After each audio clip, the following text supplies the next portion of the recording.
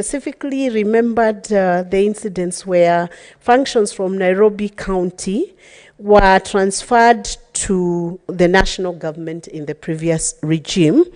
And the reading of Section 6 of this county allocation of revenue bill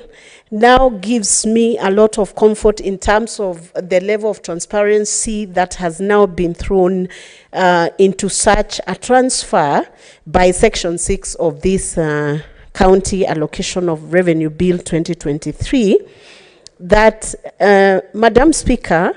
there will now be clear reports that are given by the Auditor General not later than 3 months after the end of each financial year,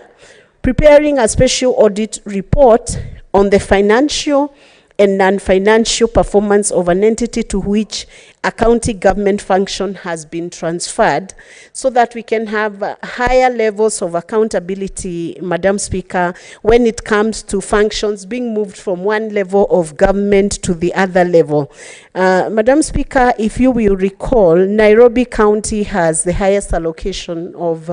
resources, and this level of accountability, Madam Speaker, then secures any transfer of functions so that we do not have any mischief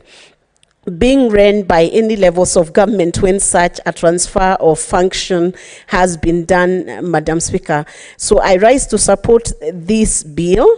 and to also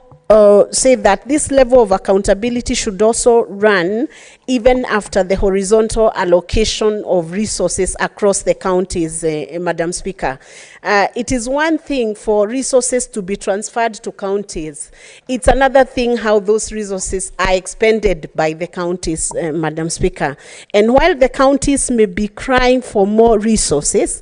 counties need to be encouraged, Madam Speaker, that if any funds are transferred for specific functions that are being run and managed by those counties, then we need to see as leaders and as wananchi in Kenya that those resources are being utilized in a diligent manner and in a very accountable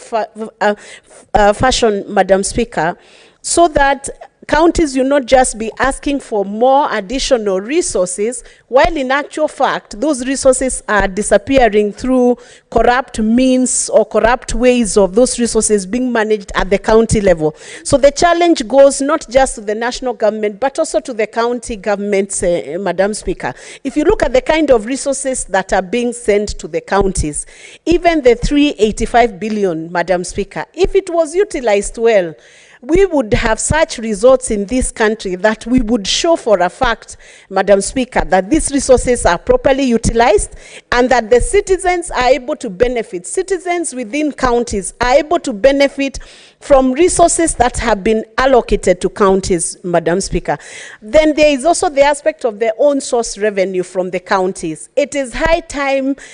counties became more innovative on how to earn their own resources, as opposed to waiting a whole year to pass, Madam Speaker, and then crying out for allocation of resources from the national government, Madam Speaker. We must look for ways of sustainability within the counties so that counties can actually run their governments and run their budgets in a manner that is credible to the people who are paying the taxes at the local level, Madam Speaker. And I would want to refer to one of the